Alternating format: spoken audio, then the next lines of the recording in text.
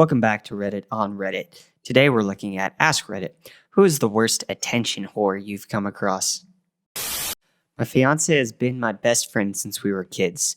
Once, in high school, he was dating a girl who decided that after scaring the crap out of him by trying to cuff him to the bed against his will, she was going to threaten to kill herself if he dumped her. About 10 years later, I ran into her at a party. She was there with her husband and infant son. Not the kind of party you take a baby to, but okay. She proceeded to tell me how they never technically broke up since, being 15 years old, his answer to, "If you dump me, I'll kill myself," was to just stop talking to her. And because of that, they were still technically together, and she was cheating on him with her husband, making her son a bastard. She was 100% serious, and she also told me to tell him she wanted an apology. This was in front of a lot of very stunned people. Man, I feel bad for her husband. Sister-in-law. At our wedding, she did everything she could to steal attention away from her sister, my wife. She wore a dress that she had altered to be both low-cut and short-skirted. Then, when no one was paying her attention, kept accidentally dropping things so she would bend over to pick them up. When her dad remarried, she was telling people at the ceremony that she had cancer, but had come to terms with it. She didn't have cancer. My roommate's cat died last week. When she told her coworkers, one lady proceeded to start telling a story about a cat she kinda owned that never even lived with her that died 5+ years ago. She got so worked up that she started crying, and the entire office started consoling the coworker instead of my roommate whose cat had died the day before. Unbelievable. My grandma has to make everything about her. Literally everything, no matter the person or situation. And if the convo switches to where it's not about her, she gets visibly annoyed, and you can see the gears turning in her head as she tries to figure out how to get the conversation back onto her. She constantly retells stories she's already told 1,000 times back from when she was younger, if she can't think of anything recent. If I have to ever again hear about how she was prom queen back in 1951, or valedictorian of her 10-person 8th grade class, or how whenever she goes anywhere, everyone just loves her, she literally says, "And they just loved me all the time," I'm going to lose it. I've got the feeling she will try to steal the attention from someone having a fatal heart attack. I knew a girl in college whose father died at least 6 times over the span of one semester. Like, we would be hanging out, and then she gets a call, and then she drops the phone. Her eyes go red, and the waterworks start. "Guys, my father just died." "Didn't he die last month?" "Well, he got better." I'm way too blunt to deal with people like that. "Wait, I thought he died last Tuesday." I can't comprehend why somebody would act that way. Maybe she had a lot of older sugar daddies with terminal illnesses.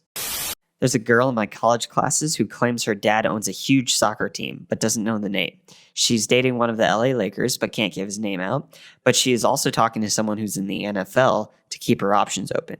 She says her dad works at a local steel factory and has no idea where his extra money comes from because he gives her hush money and then called another girl out in class for lying to fit in. How does she keep her story straight? Got confused just reading this. Her LA Lakers boyfriend is also from Canada. I went to high school with a girl like that. She was Indian and her parents owned a cheap motel in my hometown. They would take trips back to India to see their family. And she used to tell all of us she had this huge mansion in India and she was friends with some Middle Eastern prince and they had all these fancy cars and she was dating some super rich Indian guy, but could never provide any pictures of these belongings or these people she knew. Her family lived inside the hotel they owned and drove moderate vehicles. There's no way in hell they were wealthy.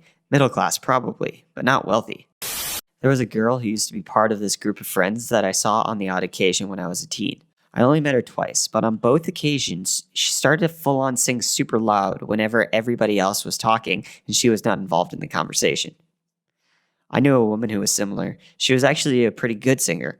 Problem was, it went to her head and she sang in everybody's face after announcing what a good singer she was. Annoying. I kinda have a friend who randomly burst into song in public. People in her life encouraged it for years. She just won't freaking stop. She's terrible.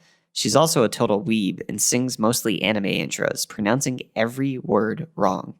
Were we in the same group? That happened to me as well. This girl was fine when we were 11 to 12, but around 14 to 15, when we started to mature, she just stayed the same. We would be talking about something in a group of 5 to 6 of us.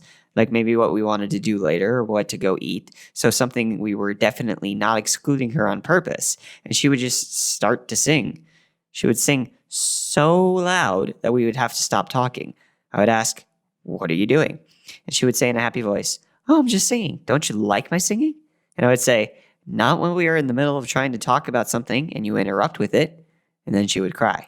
I tried to say her voice was fine to make her feel better, but then I realized she started crying for the attention too. There was this British TV show about bad moms, and one of them made her daughter dress way older than she looked.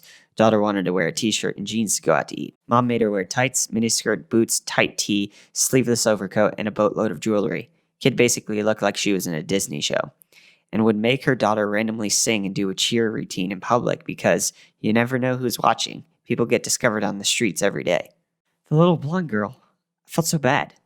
My mom did this and it messed me up so bad. I wasn't allowed to pick out clothes until I was 14. She decided on my outfits and hair. I get it, she wanted me to look nice, but treating me like a doll wasn't the answer. I know it sounds dumb and weak, but it left trauma. If I didn't sit perfectly still for 1 to 4 hours while she did my hair, I got screamed at, my hair yanked on, and denied food. Anyone who checks in at the hospital on Facebook, or posts a picture in the hospital room, then tells someone to message them for what happens, or says they don't want to talk about it. Or worse, the ones who check in when it's their kid in the hospital, including photos of said kid looking pale or clutching a broken limb. Put the phone down, Hazel, and tend to your kid. Back in early elementary school during art, I used to talk crap about my own art to get a lot of compliments from other students. My teacher noticed it and told me to stop. I once did that and my friend was like, "Oh yeah, you're right. It sucks." And I felt so betrayed. Good teacher. People who fish for compliments / humble brag are so annoying. There was a girl in my college that constantly would say stuff. During orientation, she told people she was recovering from brain cancer. Didn't happen. And was partially deaf. She wasn't. She then found out my friend had epilepsy, so she started doing these exaggerated tremors. She then would fake seizures all the time for all the years she was there, which was a pain in the butt because I would have to treat them like real ones. She did it once during a power outage for the most attention possible. She did it so often that once 911 hung up on someone calling it in because they knew it was her. Sounds like a pathological liar. Yeah, that sounds like a girl who lifeguarded with me. She just told everyone about all the awful things that happened to her, and I felt really bad for her. But eventually, I was like, there's no way all these bad things happen. Like she said that she was a triplet, but then she and her twin absorbed the third sibling, and that she had lung cancer and surgery the day before she worked the shift. And one day, she came to work and said that a guy came out of his car and choked her while she was biking. I don't know, it was a lot. The death post on the teenager subreddit. I told my daughter to jump off a cliff, and when she did, she died. I'm so distraught right now. Karma would probably make me feel better, though. Girl in college would constantly try to get attention. "Oh, my boyfriend dumped me. My new guy beats me. I'm gay. I'm not gay. I own a signed Kurt Cobain bass guitar." But by far, the worst one was, "I was raped and the guy got sent to prison." Gave people a paper cut out of a rape case, but it looked odd, so I tracked it down using the Google and found she had altered it and it was some other girl. We all cut ties with her after that. Freaking psycho. Kurt Cobain, bass guitar. Screw anyone who lies about being raped. Way to trivialize an incredibly serious issue. My high school ex posted a picture of a knife to his wrist on Twitter after I broke up with him for cheating on me and being a pathological liar. He told everyone to message me and to talk to him. I cut off all contact, or he was going to kill himself. I hate that I was young and dumb, so it worked, and we ended up back together. I once had a guy do that, but we'd been on like 3 dates. Called the cops on his pathetic butt. He got all upset with me because his parents got angry with him, but I totally understand the young and dumb part, especially if you once cared about this dude and you don't want to see him in pain. A lady that I work with is the biggest one-upper I've ever met. In April, I had major surgery to remove half of my digestive system and was given a lot of attention from our concerned coworkers. She was not happy because she wasn't the center of attention anymore. Well, she found out she needed to have a DNC, outpatient procedure to cauterize her uterus, and you're awake for the whole thing. She came into work and decided to milk it for all she could. And when she came into work the next day, she was distraught over the fact that no one came to check up on her the night before and wouldn't talk about anything but her recovery. By the end of the week, she was telling people she was recovering from cancer surgery. In fact, she still complains that she is recovering from it, and this happened back in April. She also told me, unsolicited of course, that the reason she didn't come see me while I was in the hospital was because her mother had died in a hospital 13 years ago and she's still grieving, and going to a hospital would make her grieving process start all over again. I actually feel bad for her. Oh, I know a bigger one-upper than that. All right, in high school, my buddy was sleeping with this girl who told everyone she got shot.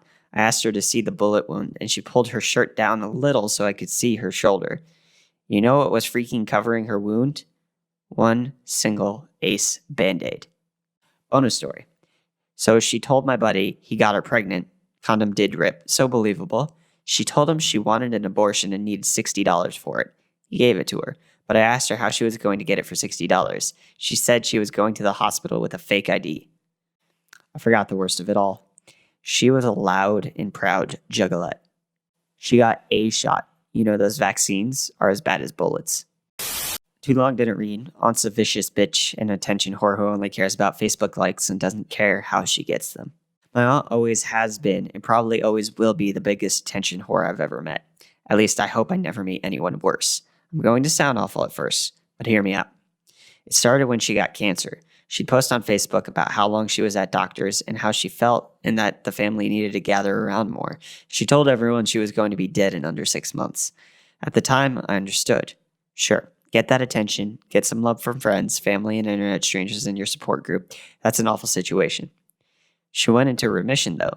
People didn't give her the same amount of encouragement and support she'd been getting when she had led everyone to believe she was 100% going to die in 6 months. The people in the terminal cancer support group slowly stopped commenting completely.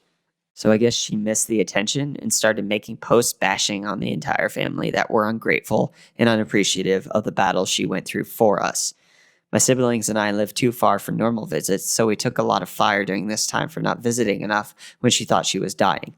We did visit, but not as often as she felt we should have. Fast forward about a year, and here's where it starts getting bad.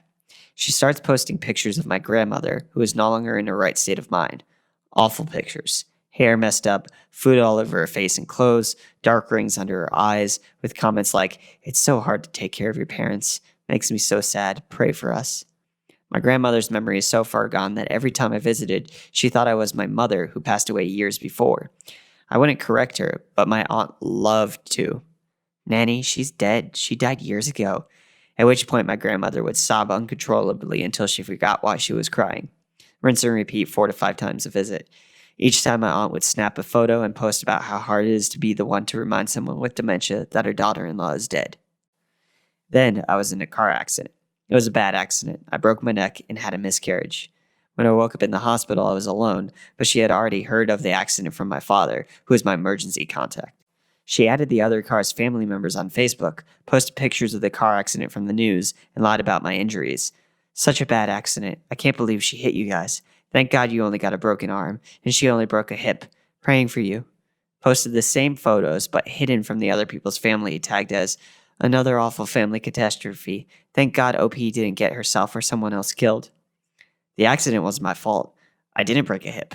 And one of the other car's passengers had a brain bleed and was in the hospital in rehab for over a year. And the most recent, and the worst of all, I've never been big on Facebook, and she quit tagging me when I asked her to stop contacting the other car's family as per my lawyer's request. Well, my grandfather's health had taken a turn for the worst. He was in hospice care. She was, of course, milking it for attention for herself. Since she wasn't tagging me, I was completely unaware. For this instance, however, she also neglected to tell my siblings and my father of this sudden and rapid health decline, going as far to hide the post from my sister, who always read and commented on her posts. None of us were aware. The rest of the family gathered and was able to say their goodbyes on the day he died. She then posted a picture of my dead grandfather on Facebook, telling everyone that they were lucky to have been there for him in his final moments, this time tagging me and my siblings and my father. A follow-up post to my grandmother crying, saying, "How am I supposed to tell her again when she forgets? Pray for us." Well, I was at work when he passed, so I didn't even see the post yet. I got called into my manager's office because an aunt on my mother's side called to yell at me because my awful aunt messaged her and told her none of us showed up to visit my grandfather on his deathbed. My manager let me leave early, and I got to my phone in my locker and see the post and messages from my siblings that my father was distraught and drank himself into oblivion. He was now at the hospital getting his stomach pumped. Want to guess what my awful aunt's next post was? A post about my father drinking himself dumb because he felt guilty for being an awful son and not caring enough to visit his dying father, and how it made her so sick that she was all alone in all this with no support from her baby brother. She kindly tagged us all in that post too. Too much information? Yeah, probably. And I'm so sorry for the wall. Do I feel better after sharing? I 100% do. I'd share my feelings about her on Facebook, but she'd just freaking love it. Ooh, I've got a good one. I went to uni with her, in no particular order. She was raped repeatedly by an ex-boyfriend who kept on breaking into her room at night. When we reported it to campus security, they never saw anyone enter her room on security cameras. Same ex carved slut into her chest with a knife. Never saw any scarring or evidence of any sort. Same ex spray painted slut onto the outside of her window. She lived on the 4th floor of a tower block. Whilst traveling back home for Christmas, she fell over, knocked herself out, came into the hospital, was discharged, and beat the train home she missed because of being knocked out. That particular train journey takes 3 hours. Whilst at home for Christmas, her dad kept on taking LSD and asking her to drive him to places in his van, even though she's never had a driving lesson. Was ran over repeatedly by a mutual friend. She just walked into his car. Claimed to be the biggest drug dealer on campus, but no one ever saw her stash. Can speak 7 languages fluently, but she can never remember which languages they are. There are so many of these. It's really sad and pathetic. A little touchy, but here goes nothing. My brother was in a toxic relationship. He was physically and mentally being abused, not sexually. He did manage to get his abusive girlfriend pregnant. It got to a point where he was actually crying because he just needed to come home with me to our mom. That was the last straw for me, so I said, screw it, come with me. So he grabbed his stuff, and we literally ran from her. She was throwing his stuff out the door and screaming. We kept running, but then she yelled, "If you don't come back right now, I'm going to stick a knife in my pregnant belly." I wish I was making this up. We, of course, ran back to prevent this. So yeah, that. This girl in 8th grade claimed she was depressed and suicidal. She was popular, so everyone believed her and felt bad for her. She got all kinds of attention for it. There was this kid in the same grade who was actually depressed, and he tried hanging himself on a doorknob in the back of our class when no one was looking one day. And in an odd way, he became popular because of it. She decided to do the same one day in class, except for no one noticed her doing it until she was passed out and had to go to the emergency room. Okay, I think we found the winner here. If she was so desperate for attention, she was literally willing to kill herself, or at least to risk her life, then she probably had some mental health problems, even if it wasn't depression. There was a chick in my high school who faked pregnancy, claimed to do drugs in the restroom with her drug buddies, and then told people I was the father. I never had sex with her because I kind of had the gay. Had the gay. You and me both, buddy. This kid who's chilled out by now and I'm good friends with once was a huge attention whore. One day he walked up to our table while we were peacefully playing Smash and pulled out one of those rolls of minty tape. That's what I call them. Meant to make your breath minty, and says, "I'm eating this whole roll and none of you are ever going to stop me, goddammit." And so we didn't. My cat. Lap hops around the room to find the best one. His best score was when the best lap was next to the best pets. That's the end of this Ask Reddit. Who is the worst attention whore you've come across? Let us know down below in the comments. Do you have somebody in your life who's always constantly seeking attention? Let us know who it is.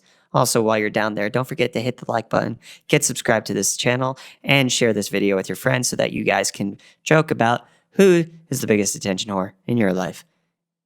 That's going to be it from Reddit. Thank you so much for watching this video. We will see you in the next one.